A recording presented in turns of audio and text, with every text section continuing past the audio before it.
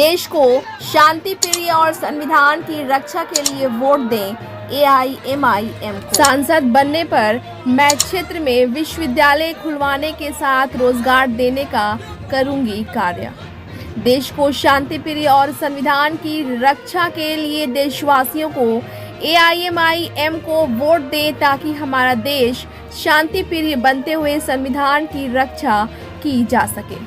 यह बात AIMIM के राष्ट्रीय प्रवक्ता आदिल हसन ने कहा। उन्होंने काराकाट लोकसभा क्षेत्र के नासरीगंज स्थित हरिहरगंज मलिक मोहल्ला में होने वाले आम सभा में कहा। उन्होंने पूरे क्षेत्र के लोगों से अपील करते हुए कहा कि आपके क्षेत्र की बेटी बहू और एक शिक्षित महिला प्रियंका चौधरी को बहुत ही विश्वास के साथ पार्टी ने उम्मीदवार बनाया है ताकि यह क्षेत्र एक विकसित क्षेत्र के रूप में जाना जाए। आज यह क्षेत्र विकास के नाम पर हो रहा है। जनाब हसन ने आगे कहा कि पूर्व में जो भी सांसद बने वे लोग सिर्फ अपने मुफाद और अपने परिवार की मजबूती के लिए लगे रहे और क्षेत्र को विनाश की ओर छोड़ दिया। तो आइए देखते हैं कि आदिल हसन के साथ गांधी चौधरी और प्रियंका चौधरी क्या कहते हैं। सुनते हैं उनकी जुबानी। ब्यूरो रिपोर्ट, बिहार दर्शन। जब से चुनाव की घोषणा हुई हो मेरे साथ कंधा से कंधा मिला के कारी साहब हमारे साथ स्टेज पर हैं, रियाजुद्दीन साहब हैं, आमिर भाई हैं, फैजान साहब, अफजल साहब, कासिम साहब, आफ्ताब साहब, हाफिज रहमान साहब, अनवर अली साहब और तमाम हाज़रीन महफिल, दोस्तों, बुजुर्गों, अजीजों, काराकाट ये जो लोकसभा है इंशाअल्लाह आना जाना लगा रहेगा। आप लोग से पहचान बनी रहेगी और इंशाअल्लाह ताला बैरिस्टर असदुद्दीन ओवैसी साहब भी आपकी सरजमी पर इंशाअल्लाह आएंगे। बहुत बढ़िया। हमारी लड़ाई मेरे भाई ने, छोटे भाई ने बड़ी अच्छी बात कही कि हिस्सेदारी की बात है। मैं गांधी चौधरी जी, प्रियंका चौधरी जी को धन्यवाद देता हूँ। उन्होंने पहले दिन से कोई दिल में संकोच नहीं किया, दिल में कुछ नहीं किया। यहाँ से लेकर प्रियंका जी और गांधी साहब ने किशनगंज जाकर अब्दुल साहब के लिए, MIM के लिए उन्होंने प्रचार किया। मैं पहली उनके नीतीश साहब उनके दूत हैं, उनके भाई हैं।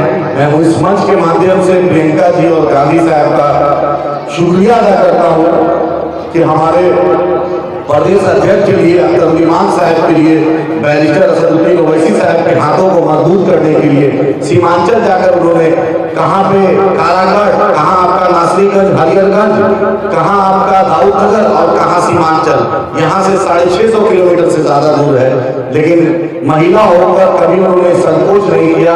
वहाँ भी उन्होंने बैरिस्टर असदुद्दीन ओवैसी साहब के लिए, अब्दुल साहब के लिए झोली फैलाया और एक ही गुजारिश की कि हमारे बड़े भाई अब्दुल साहब को आप लोग सीमांचल के लोगों, किशनगंज के लोगों कामयाब कर दिया। दोस्तों, हम लोग तो हम मुसलमान हैं। मुसलमान में खासियत है, जिसको जुबान देते हैं क़यामत की सुबह तक हम जुबान पे अपने रहते हैं। मुसलमान का यही हम किसी को छलते नहीं है, जो बोलते हैं हमारा सब कुछ जुबान से।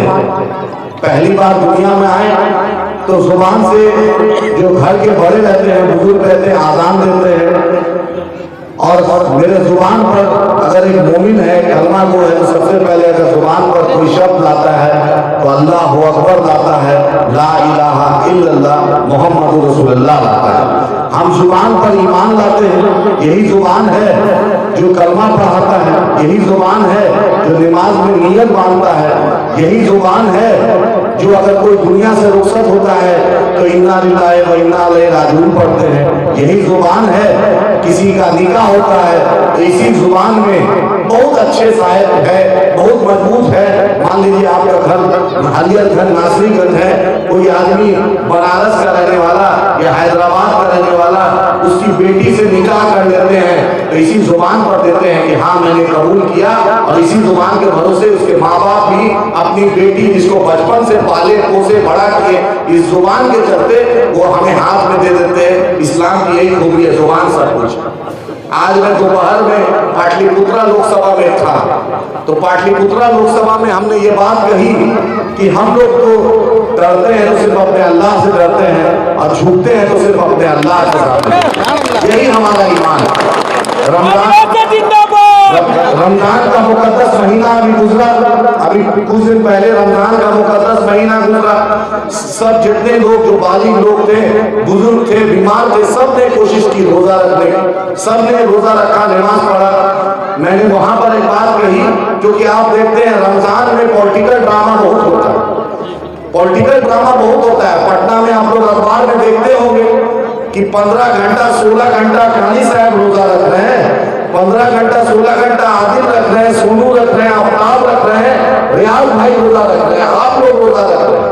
लेकिन मंच पर जब देखिएगा अवतार पार्टी का, तो नीतीश कुमार और तेजस्वी यादव खजूर खा रहे हैं। मुझे समझ में नहीं आता है यार, फजीर से लेकर मगरिब तक रोजा आदिल रखे, अरमान रखे, कानी साहब रखे, लेकिन पॉलिटिकल जो ड्रामा होता है, तेजस्वी यादव खजूर नीतीश कुमार को खिला रहे हैं, लालू जी खजूर तेजस्वी यादव को खिला रहे हैं, और टोपी पहन ली है 25-30 साल से। यही ना चल रहा है बॉस, इसमें कोई सच्चाई में कमी है? मैं आपको बताता हूं, तेलंगाना हैदराबाद में यूट्यूब का जमाना है, मोबाइल का जमाना है, ऐसा कोई घर नहीं है, कोई नौजवान नहीं है जिसके हाथ में एंड्रॉइड फोन नहीं है। तेलंगाना का चीफ मिनिस्टर, चाहे वाईएसआर हो, चाहे केसीआर हो, चाहे अभी रेवंत रेड्डी हो, अगर पहला खजूर अफ्तार में दावत देता है, हमारे आने नदीम को अफ्तार में दावत देता है, बैरिस्टर असदुद्दीन ओवैसी साहब को, मजलिस इत्तेहाद मुस्लिमीन के एमएलए को, तो पहला खजूर chief minister barrister Asaduddin Owaisi साहब को खिलाता है, काली साहब को खिलाता है, जो पूरे तेलंगाना आंध्र प्रदेश के सबसे बड़े आलिम दीन है, उनको खिलाता है। उस स्टेज पर वही रहता है जो रोजा रखता है। इनकी तरह हम मक्कारी नहीं करते कि रोजा हम रखते हैं और खजूर ये खाते हैं, इनकी तरह नहीं करते। ये हमारी क्यादत है। आप बोलिएगा कि एमआईएम क्यों, सोचने की बात है। आज मैं जाऊंगा तो उसके बाद हर घर में चर्चा होगा एमआईएम तो पूछिएगा। बिहार में माइनॉरिटी की, बिहार में अल्पसंख्यक मुसलमानों की आबादी 2.25 करोड़, 2.25 करोड़ आबादी है। तो बिहार में और तेलंगाना में 50 लाख के अंदर है माइनॉरिटी की आबादी। 50 लाख ज्यादा होता है कि 2.25 करोड़ ज्यादा होता है? कौन ज्यादा होता है बताइए? हाँ, 2.25 करोड़। तो बजट जो है अल्पसंख्यक का बजट तेलंगाना में ज्यादा होना चाहिए कि बिहार में ज्यादा होना चाहिए? बिहार में आपका माइनॉरिटी का बजट 650 करोड़ के लगभग, कितना है? 650 करोड़। और तेलंगाना में माइनॉरिटी का बजट, जहां पर अकबर ओवैसी साहब है, जहां पर बैरिस्टर असदुद्दीन ओवैसी साहब है, वहां पर माइनॉरिटी का बजट 2200 करोड़ है। 2200 करोड़। तो क़यादत किसको कहते हैं? जहां पर सिर्फ 7 एमएलए, वहां पर 2200 करोड़, जहां पर 25 एमएलए, वहां पर आपका सिर्फ 625 करोड़। ये कहां का इंसाफ था? बताइए, ये कहां का इंसाफ? मैं प्रियंका जी, गांधी साहब, आप बैरिस्टर असदुद्दीन ओवैसी साहब के पास आप आए। ये जो भीड़ है, ये जो लोग हैं, ये आपको जरूर चाहते हैं, आपके गांव वाले जरूर हैं, आपके पड़ोसी हैं, आपसे ताल्लुकात है, लेकिन सबके दिलों में एक अरमान जरूर है। किसी से भी किसी घर में आप जाइएगा तो एक बात वो जरूर बोलेंगे कि अगर जब बैरिस्टर असदुद्दीन ओवैसी साहब पार्लियामेंट में बोलते हैं तो लगता है कि कोई मर्द मुजाहिद बोल रहा है, लगता है कि कोई 21वीं सदी का टीपू सुल्तान बोल रहा है, लगता है कि कोई बोल रहा है जिसकी बात में इतना दम है कि नरेंद्र मोदी हो, अमित शाह हो, उनको पता चलता है कि कोई नारे तकबीर अल्लाह अकबर कहने वाला, उसका मानने वाला बैरिस्टर असदुद्दीन ओवैसी है। वो पार्लियामेंट आपको अपनी क़यादत को मजबूत करना है। मेरे भाई ने कह दिया 18% को 2 टिकट, 18% को 2 टिकट, और तेजस्वी जी सब टिकट आप भी ले लीजिएगा, 9 टिकट ले लीजिए। मैं राजद के कुछ लोग होंगे जो आपके बीच आएंगे, आपको बोलेंगे लालू जी की पार्टी है, लालू जी की पार्टी है। उनसे पूछिए, ये राजद के लोग से मैं बोलना चाहता हूँ, शहाबुद्दीन साहब का नाम सुना है आप लोगों ने? सुना है आप लोगों ने? सुना है उधर शहाबुद्दीन साहब कहाँ के थे? कहाँ के? सीवान के। आज शहाबुद्दीन साहब की बेवा अकेले चुनाव लड़ रही है। लालू यादव की पार्टी, लालू जी की पार्टी उनके खिलाफ कैंडिडेट दी है। क्या ये इंसाफ है?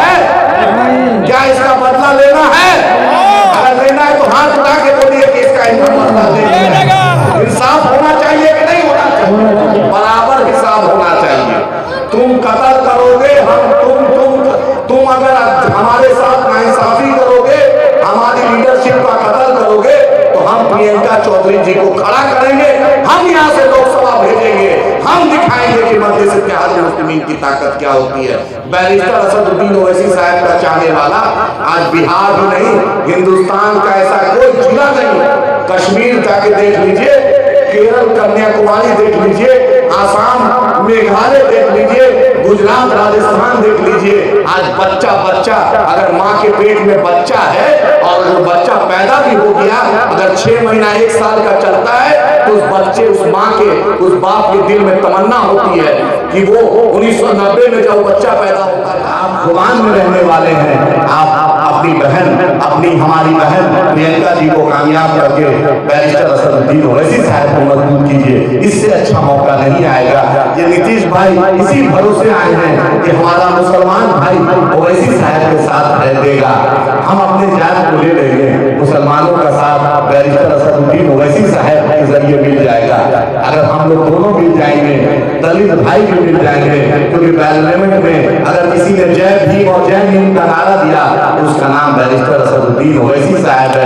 अगर पार्लियामेंट में सबसे ज्यादा अपोजिशन में किसी ने आवाज उठाई तो उसका नाम बैरिस्टर असदुद्दीन ओवैसी साहब है, इम्तियाज जलील साहब है। अगर टीवी में सबसे ज्यादा आपके लिए कोई लड़ाई लड़ा है तो उसका नाम वारिस पठान साहब है, उसका नाम आसिफ वकार साहब है। अगर बिहार विधानसभा में किसी ने लड़ाई लड़ी है तो उसका नाम अख्तर ईमान साहब है। अपनी क़यादत को मजबूत कीजिए। बैरिस्टर असदुद्दीन ओवैसी साहब की झोली में वोट देकर बहन प्रियंका को दीजिए। बड़ी सोच से वो आई है, बड़े जज्बे से आई है कि अगर बड़ा भाई ओवैसी साहब का सिर पर हाथ हो जाए, अख्तर ईमान साहब का साथ हो जाए, अकबर ओवैसी साहब की दुआ लग जाए, तो मेरा जो कलमा वो भाई है वो मेरे साथ देगा। तो आप उम्मीद है कि आप साथ दीजिएगा। क्या साथ दीजिएगा? उम्मीद है? चचा नहीं उठा रहे, अगर दीजिएगा, कुछ कमी है तो पूछिए, है? इत्मीनान रहे नौजवान, पक्का देख लीजिए, हम नहीं देख रहे हैं इधर से सर, उधर से वहां जो बैठे हैं, पक्का एक बार सब लोग उठा दीजिए, क्योंकि अल्लाह का कैमरा जो है सबको देख लेगा। उधर से सब, उधर से पक्का। बैरिस्टर असदुद्दीन ओवैसी साहब जिंदाबाद,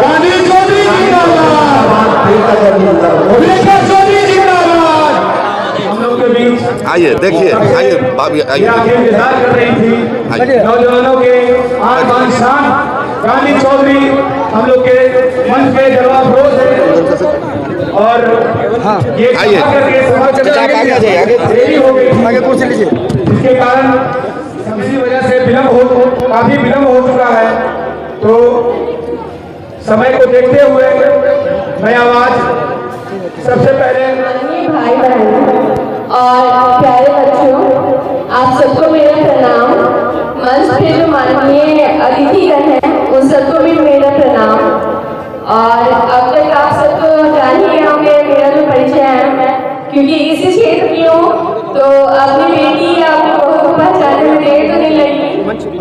वर्तमान में जिला पार्षद के तौर पर मैं काम कर रही हूँ, और उम्मीद है कि जो आगामी चुनाव है उसके लिए अगर बैरिस्टर ओवैसी साहब ने मेरी योग्यता को पहचाना है तो आप तो मेरे अपने हैं, तो आप जरूर मेरा साथ देंगे। अगर साथ देना है तो एक बार चाहती हूँ कि आप अपनी आवाज में बोले कि साथ देने वाले हैं कि नहीं, देना है साथ। धन्यवाद। आपका जो ये सपोर्ट है वही आपकी बेटी को, आपकी बहू को संसद भवन में पहुंचाएगा। सांसद आप सब होंगे, मैं सिर्फ आपकी आवाज होने वाली हूँ। बहुत बढ़िया।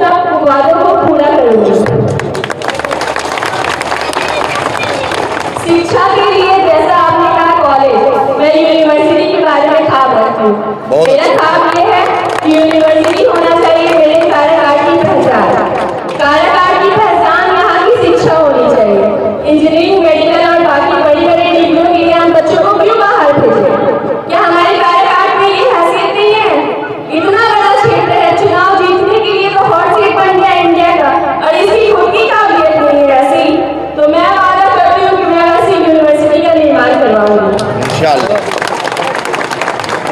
आप सब बहुत सारे ऐसे भैया दीदी होंगे जो अपने बच्चों को जो है पढ़ने के लिए बाहर भेज रहे हैं तैयारी के लिए, ताकि वो सरकारी नौकरी, सिविल सर्विसेज ये सब निकाल सके। उसके लिए बहुत सारे लोग ट्रस्ट रहते हैं, कुछ जमीन गिरवी रख देते हैं, कुछ घर बेच देते हैं, मतलब बहुत कुछ होता है, बहुत तनाव में रहते हैं, बच्चों को पढ़ाते हैं। मैं वादा करती हूँ कि जिस पढ़ाई के लिए आप दिल्ली, कोलकाता, पटना भेज रहे हैं बच्चे को, वही तैयारी मैं यहाँ मुहैया करवाऊंगी। अच्छे टीचर के साथ जो उनको उस चीज को अचीव करने में हेल्प करेंगे। कुछ ऐसे हैं एग्जाम्स जहाँ पर फिजिकल स्टैंडर्ड चाहिए, शारीरिक क्षमता के लिए भी अलग से टीचर स्टैंड है। हर चीज पढ़ाई नहीं होती, शिक्षा के अलावा भी कुछ बच्चे खेलकूद में अच्छा करते हैं। खेलकूद में इंडिया में जो ओलंपिक मेडल्स भी कितने आए हैं। मैं चाहती हूँ कि मेरे बालाघाट की पहचान जो नेशनल इंटरनेशनल लेवल पर भी हो खेलकूद में। इसलिए मैं ये बताती हूँ आपको कि अगर मैं आगे जीतती हूँ तो एक स्टेडियम का निर्माण करूंगी जो कि इतना बड़ा होगा कि उसमें हर तरह के स्पोर्ट्स के लिए अलग अलग कोच रहेंगे, जिससे हमारे क्षेत्र के बच्चे जो है सीखेंगे और आगे जाके अपने क्षेत्र का परचम हर जगह लहराएंगे। अब रह गई बात रोजगार की, तो जो आगामी चुनाव है वो आपको बता देगा कि छोटे छोटे दिलासे कितने मिलने वाले हैं। अब तक किसी ने नहीं बोला कि रोजगार के लिए क्या करने वाला, लेकिन आपकी ये बहू, आपकी ये बेटी आपसे वादा कर रही है कि मेरे 6 विधानसभा में कम से कम एक ऐसी फैक्ट्री होगी जहाँ पर कम से कम 4 से 5 हजार लोग कमा सके और उनकी उतनी आमदनी होगी कि वो अपने बच्चों को भरण पोषण कर सके और अपने परिवार के साथ रह के बच्चों को एक अच्छा शिक्षा दे सके। एक अच्छा तालीम होना काफी ज्यादा जरूरी है बच्चों के लिए।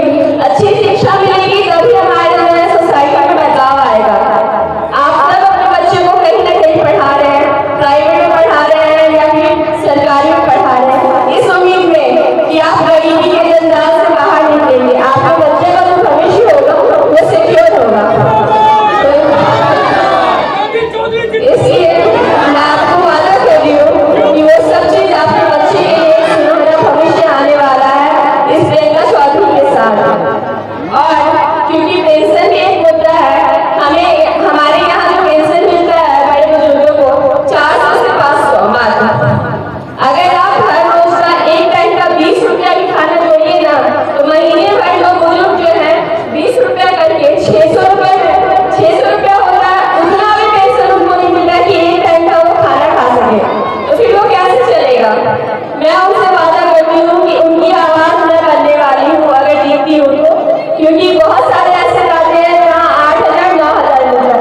मेरा सिर्फ ये पहला पड़ाव रहेगा कि कम से कम उन्हें 2,000 मिले, क्योंकि 2,000 रहेगा तो वो 3 टाइम भरपेट खाना खा सकते हैं। अब आप सबसे यही निवेदन है कि आगामी चुनाव जो है वो आपके लिए एक नया बदलाव लाएगा। आज आपकी प्रियंका बेटी और बहू आपसे वादा कर रही है, सिर्फ आपसे नहीं, हमने जो खोया से खोया अब नहीं खोएंगे, ये ठान लीजिए। और अपने बच्चे के लिए आपसे वादा कर रही हूँ मैं कि आपके बच्चे का भविष्य मैं सिक्योर करूंगी, एक सुनहरा भविष्य उनको मैं दूंगी। और अगर आपको मेरी बातों पर विश्वास हो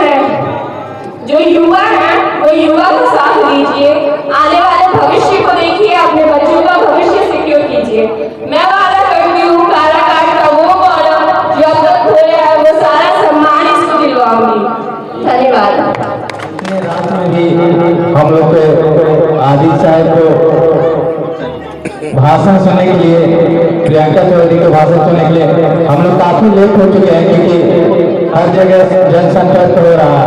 हम लोग अभी गाया के एकदम सटे हुए से आ रहे हैं, दरगाह से हम लोग आ रहे हैं। काफी वहाँ पर 6-7 जगह जनसंपर्क हो रहा था, तो हम लोग पता चल गया आदिल साहब आ गए हैं, तो हम लोग तेजी से गाड़ी चलाकर हम लोग आएंगे, ताकि वहाँ पे हम लोग पहुँचना जरूरी है। भैया भोजपुरी में बोली, भोजपुरी में दीजिए 1-2 लाइन।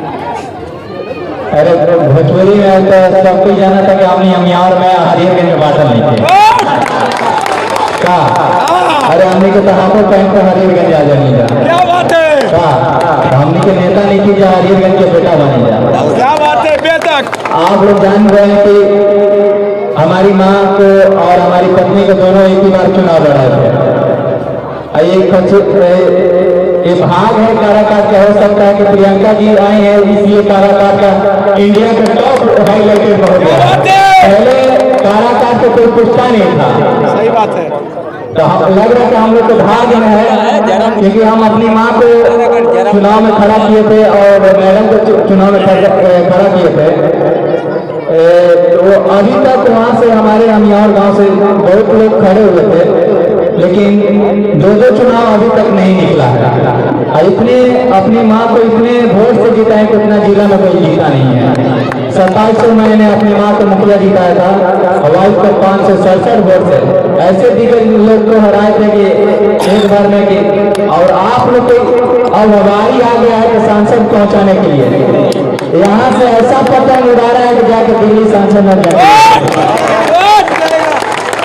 और जितने भी लोग पहले सोचते थे कि काराकाट के लोग, हरियरगंज के लोग बुड़बक था, अब हरियरगंज के लोग बुड़बक नहीं थे, नासरीगंज के बुड़बक नहीं थे। काहे के 15 साल बहुत बुड़बक होने लग लोग।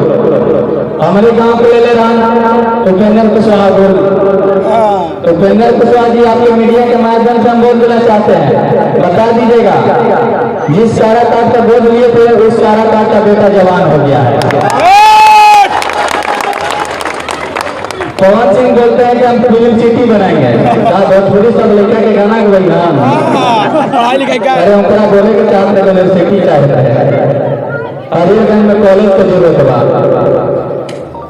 यहाँ बहुत हमको लग रहा है 6-7 महीना हो गया इस स्कूल में बच्चे फंसे थे। अभी तक स्कूल का कितने नासरीगंज बच्चे का जान चला गया है। वहाँ पे मंगल बाजार के जो लड़का थे, वहाँ एक 1 साइडर होने की वजह से वहाँ पे जान चला गया। दावनगर में पाली पुल है, जो बच्चों को जाने में, पढ़ने जाने में इतनी काफी कठिनाई होती है, जो कि हम लोग को जाने में इतने काफी कठिनाई होती है कि हम लोग समय काफी देरी होती है। तो मैं ऐसे जो भी हमारे जो डालमिया नगर फैक्ट्री है, हम लोग बाहर बैठते हैं कमाने के लिए, वहाँ पे बहुत काफी हम लोग कठिनाई होती है कि बिहारी है, ये है, वो है। हम लोग को मारा जाता है, पीटा जाता है, हम लोग जाते तबीयत खराब हो जाता है, तो वहीं पे हम लोग को काफी कभी मृत्यु भी हो जाती है। हम लोग चाहते हैं कि पूरे विधानसभा में जो लोकसभा काराकाट का है 6 विधानसभा, हर विधानसभा में एक फैक्ट्री होनी चाहिए, ताकि 10,000 से 1 लाख रोजगार चले। 10,000 उसमें काम आदमी करेंगे तो उनका जो परिवार है 10,000 से 1 लाख तक परिवार चलेगा। तो समझ लीजिए कि कितने, अगर एक विधानसभा में अगर एक फैक्ट्री हो तो 6 विधानसभा में कितना चलेगा। और हम लोग एक कमाते हैं तो 5 परिवार चलाते हैं। तो आप लोग से मैं हम लोग वादा करते हैं कि हम लोग जीतने के बाद वो सारे पूरा होगा, नहीं तो हम लोग मुंह नहीं दिखाने आएंगे। आप लोग से वादा करते हैं किसी चीज का फैक्ट्री है लेकिन होना चाहिए, काम कोई खराब नहीं होता, इसलिए किसी चीज का फैक्ट्री हो लेकिन रोजगार होना चाहिए। और काफी लेट हो चुका है और साहेब को आए पटना से बहुत कीमती समय निकाल कर, और बाकी नॉमिनेशन के बाद तो सभी लोग आएंगे, सर लोग आएंगे, वैसे साहब भी आएंगे। हाँ, आप लोग से विनती है, नम्र निवेदन है कि 13 तारीख को नॉमिनेशन है। लोकल फॉर वोकल है। लोकल आपके गली मोहल्ला की बात जानता है। बहन प्रियंका आपके बीच आई हैं, गांधी जी आपके बीच आए हैं, इन दोनों का कॉम्बिनेशन है। उसके ऊपर बैरिस्टर असदुद्दीन ओवैसी साहब का निगरानी है, उनकी सरपरस्ती है। अख्तर उल ईमान साहब जैसे लोग का जो बेबाक आवाज़ है, उनकी सरपरस्ती है। अपनी क़यादत को मजबूत करने के लिए बहन प्रियंका जी को जिताई।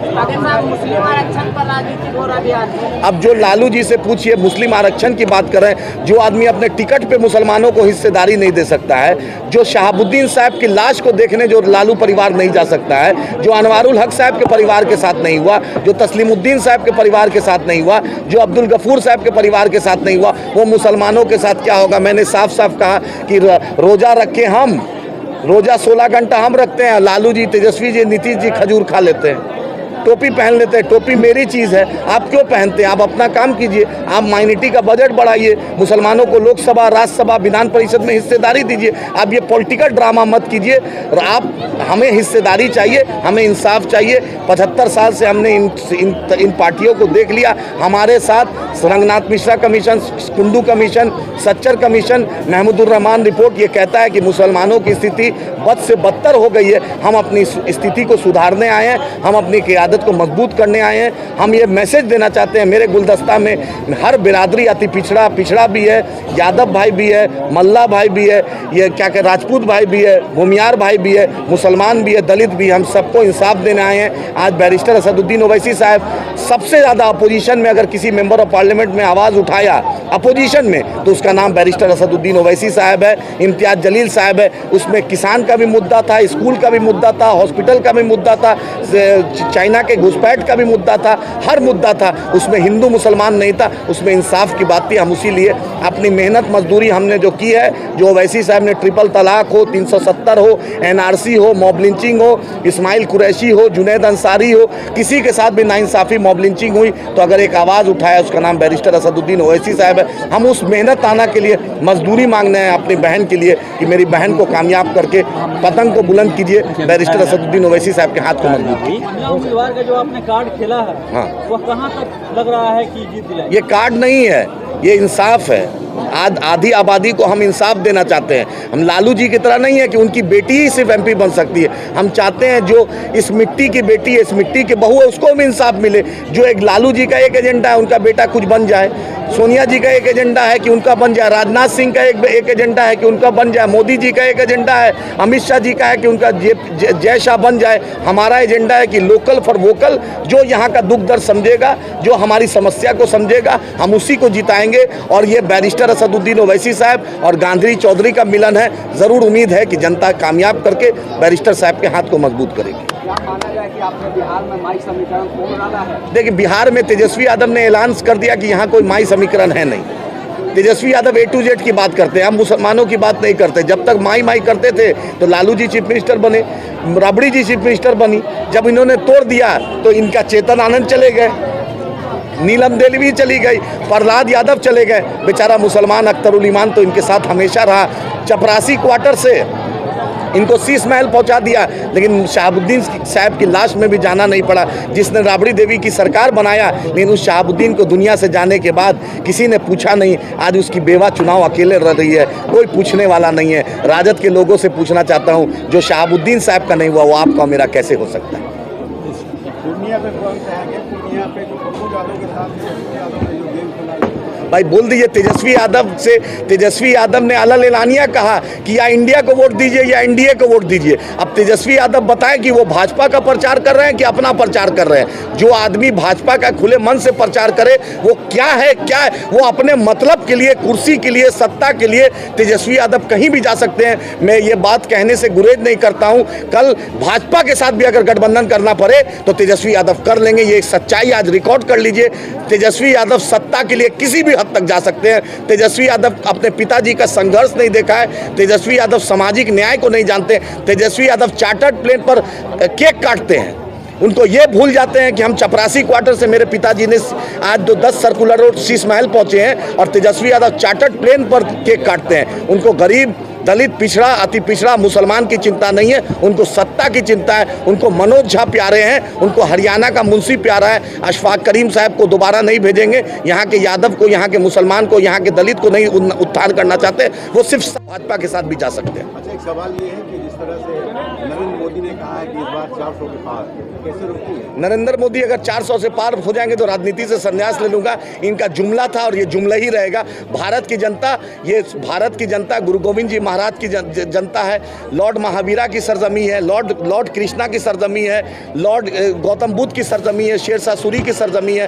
भारत कभी हिंदू मुसलमान में बटेगा नहीं। इंसाफ, ये गांधी की सरजमी है, मौलाना आज़ाद की सरजमी है। इंशाअल्लाह ताला इस मिट्टी पर अमन होगा और इनका जुमला जो गुजरात से चला है, बैक टू पवेलियन गुजरात जाएंगे। आपके राष्ट्रीय अध्यक्ष जो है हमेशा संविधान की बात करते हैं, संविधान की बात। इस बार चर्चा है कि अगर सरकार बनती है एनडीए की, तो संविधान बदल जाएगी, क्या कहेंगे? संविधान तो जो बाबा साहेब अम्बेडकर ने जो संविधान बनाया है, किसी के भूता नहीं है जो संविधान बदले।